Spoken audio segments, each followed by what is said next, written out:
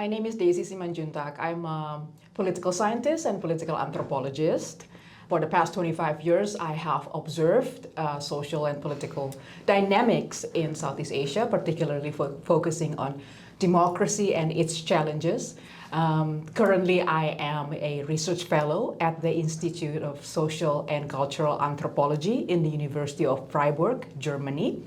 But I'm also an associate fellow at a prominent think tank in Singapore, and that's the Institute of Southeast Asia Studies, or ISEAS Yusof Ishak Institute.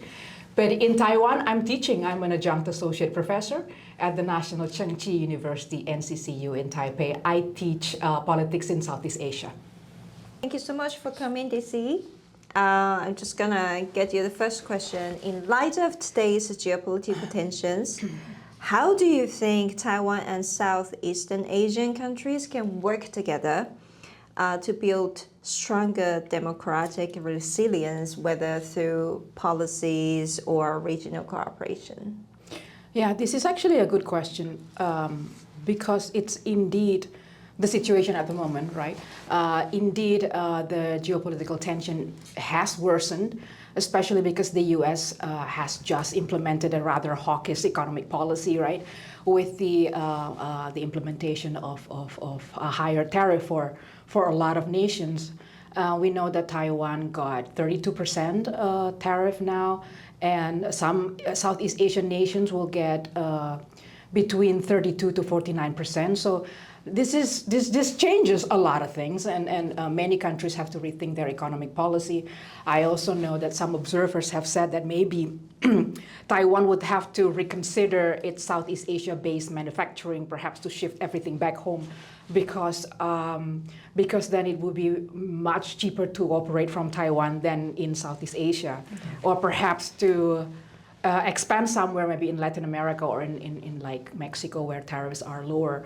But what does this all mean for Taiwan-Southeast Asia relations in terms of building cooperative framework going forward, right? We cannot not say something about the new southbound policy, which had already started in 2016. Almost every policy for Southeast Asia is then fostered, right? So far, the focus has been on economy, and it's all good news. In 2022, for example, Taiwan investment to Southeast Asia exceeded Taiwan's investment to China for the first time, and that investment is mostly on manufacturing and high-tech manufacturing, because the Taiwan high-tech companies relocated to Southeast Asia. And then maybe we have people-to-people, for example, in tourism. I think in 2022 alone, almost 42% of the foreign arrivals in Taiwan were from Southeast Asia. And the foreign workers, right, the migrant workers, we have Southeast Asian workers working in Taiwan, more than 750,000, I heard. And also a group of people we don't actually discuss so much, which is the international students from Southeast Asia. We have more than 30,000 of them here in Taiwan, mostly from Vietnam, Indonesia, and Malaysia, and also Thailand. So this all kind of signals a flourishing and mutually advantageous relations between Taiwan and Southeast Asia. But then we have to remember that Southeast Asia is a pragmatic region. By pragmatic, I say that a lot of them have been benefiting from Chinese investments, and they're happy about that, right?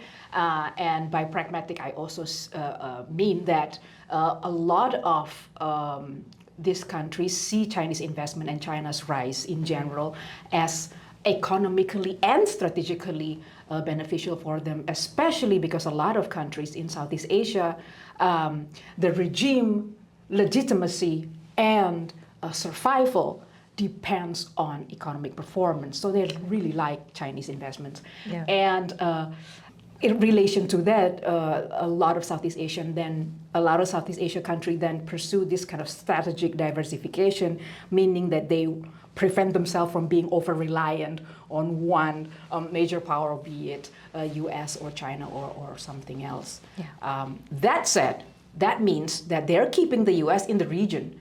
To what extent in the near future this would look like then remains to be seen, because especially with the new tariff implementation and everything.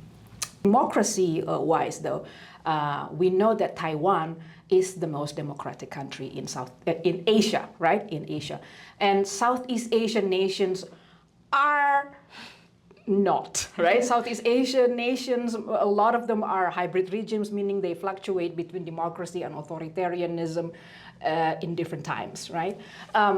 That said, a lot of countries do aspire to have good governance, to have accountability, to give civil liberties, albeit with limitations and challenges. We see, We see elections, we see the growth of civil society. And these are all very advantageous for Taiwan, because Taiwan can be a good role model for Southeast Asian nations.